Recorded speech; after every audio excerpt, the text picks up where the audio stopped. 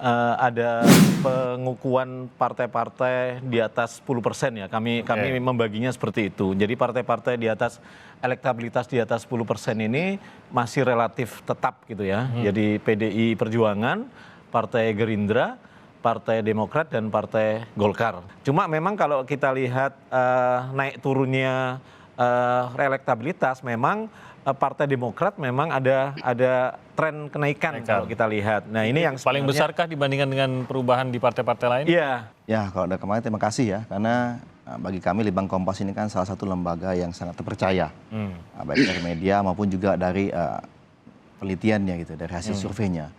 Kami juga mencermati ya, terima kasih kepada rakyat Indonesia tentunya, kenapa ada peningkatan kepercayaan kepada kami. Artinya memang kalau kita baca memang ini satu-satunya partai yang tidak ada di dalam pemerintahan ya, yang sebenarnya memiliki Mas Herzaki langsung kenaikan. Kalau kami melihatnya begini, ini sebenarnya buah dari kerja keras dan kebersamaan dari internal partai kami ya. Gitu. Faktor pertama adalah kepemimpinan Mas AHY nih, kepemimpinan seorang muda nih, anak muda ya, yang dalam 2 tahun ini memimpin partai dan beliau berhasil mengkonsolidasikan Partai Demokrat sehingga kami ini inline dari atas ke bawah ini selalu sama. Nah, kemudian yang terakhir adalah konsistensi. Buah konsistensi dalam bagaimana kami berupaya memperjuangkan aspirasi dan harapan rakyat yang tadi mungkin ada yang tidak tertangkap mungkin ya oleh pemerintah atau tidak terakomodir, kami coba perjuangkan. Kami juga secara konsisten membantu bagaimana rakyat yang sedang kesulitan, terutama di saat pandemi. Karena kalau mohon maaf nih, kalau hanya misalnya katakanlah kami kelihatan sekali 2 kali saja membantu di 1-2 titik, mungkin tidak akan ada peningkatan secara konsisten. Pemilih Indonesia ini kan pertama kita tidak punya identifikasi kepartian yang kuat ya. Partai ID kita itu kan lemah ya. Artinya memang tidak ada kekuatan relasi yang cukup kuat antara saya misalnya sebagai pemilih dengan partai politik tertentu. Jadi karena itu di setiap survei itu pasti ada undecided voter yang relatif naik turun gitu ya. Itu menjelaskan bagaimana rendahnya partai ID kita. Yang kedua, pemilih kita sebenarnya juga relatif mengkalkulasi gitu ya. Partai-partai mana yang menurut mereka lebih sesuai dengan pilihan mereka, lebih sesuai dengan kebutuhan mereka, sehingga naik turun partai itu memang linier dengan naik turun respon pemilih itu sendiri. Tapi memang ada pemilih-pemilih yang punya loyalitas tinggi terhadap partai tertentu. PDI Perjuangan itu kita ya artinya dengan pengalaman yang sudah cukup panjang, artinya pernah menang, kemudian kalah, kemudian kembali menjadi partai pemenang dan partai pemenang yang kedua 2 kali. Dengan pengalaman sekian lama di partai itu, ketua umum partai sudah memutuskan bahwa kita bekerja bekerja di dalam politik itu sama seperti kita bekerja untuk negara, gitu. Kita bekerja untuk rakyat. Jadi proses itu adalah suatu proses yang continue. Ini membedakan soalnya. Tren ini sebenarnya kalau kita lihat era sebelum Pak Jokowi ketika PDIP berada di luar pemerintahan juga hal yang sama. Jadi ini sebenarnya ibarat kayak bandul gitu ya. Partai-partai yang berada di luar pemerintahan sebenarnya punya insentif elektoral ketika mungkin pemilih tidak melihat pemilu pasca era 10 tahun era Jokowi, mungkin mereka sudah mengalihkan pilihan ke pilihan yang lain gitu ya. Jadi menangkap mereka yang ngambil di situ. Karena memang dinamika Indonesia ini kan memang multikultural ya, gitu. Sehingga Demokrat melihat bahwa kita harus menjadi wadah untuk seluruhnya gitu. Tidak hanya spesifik 1 atau 2 kelompok saja. Nah, inilah kemudian ideologi yang terus dijaga oleh Partai Demokrat dari era dulu sehingga di era kepemimpinan Mas AHY gitu. Itu satu hal. Nah, tapi kemudian yang kedua, kenapa kemudian katakanlah tadi disampaikan terkait Partai ID nih kan? Memang saya kan belum punya datanya nih kan sebenarnya dari Kompas ini. Tapi kalau saya lihat berita tadi pagi sebenarnya sih kita juga nggak terlalu jauh nih terkait Partai ID tadi, tapi tidak yang 3 besar. Kalau nggak salah nomor 4 atau nomor 5 Mas, kalau nggak salah ya, kalau saya pelajari datanya. Nah, di luar itu bagaimanapun memang sejak kepemimpinan Mas AHY, nah ini yang menjadi perbedaan sebenarnya. Di Maret itu beliau ini punya visi dan misi bagaimana Demokrat ini bisa bertransformasi menjadi partai modern.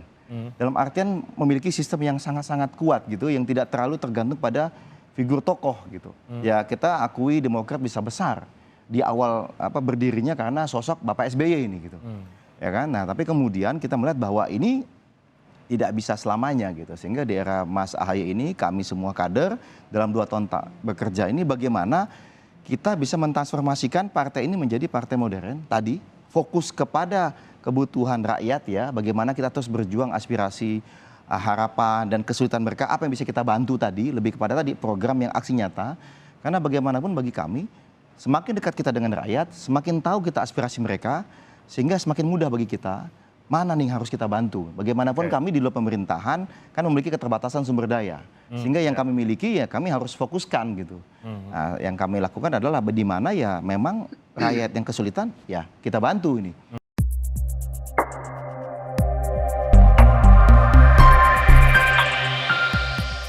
Survei Litbang Kompas yang dirilis hari ini Selasa tanggal 21 Juni tahun 2022 menyebutkan ada 3 besar partai politik dengan elektabilitas tertinggi. Posisi 3 besar tersebut ditempati oleh PDIP 22,8%, Gerindra 12,5%, dan Demokrat 11,6%. Adapun peringkat selanjutnya diduduki oleh Golkar 10,3%, PKB 5,4%, PKS 5,4%, Nasdem 4,1%, PAN 3,6%, dan PPP 2%. Litbang Kompas sendiri melakukan survei secara berkala. Berdasarkan survei tersebut pada Oktober tahun 2021, elektabilitas Demokrat masih di 5,4%, sedangkan survei di bulan Januari tahun 2022, Demokrat menembus 2 digit, yaitu 10,7%.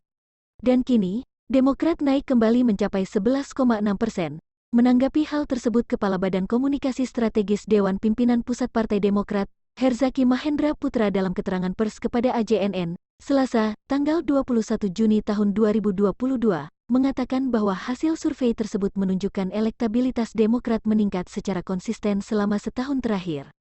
Menurut Herzaki, ada 3 kunci kenaikan elektabilitas Partai Demokrat. Pertama, konsistensi Partai Demokrat menyuarakan aspirasi masyarakat terkait kebijakan yang tidak berpihak kepada rakyat, yang disampaikan secara terintegrasi di ruang publik, baik di parlemen pusat maupun daerah.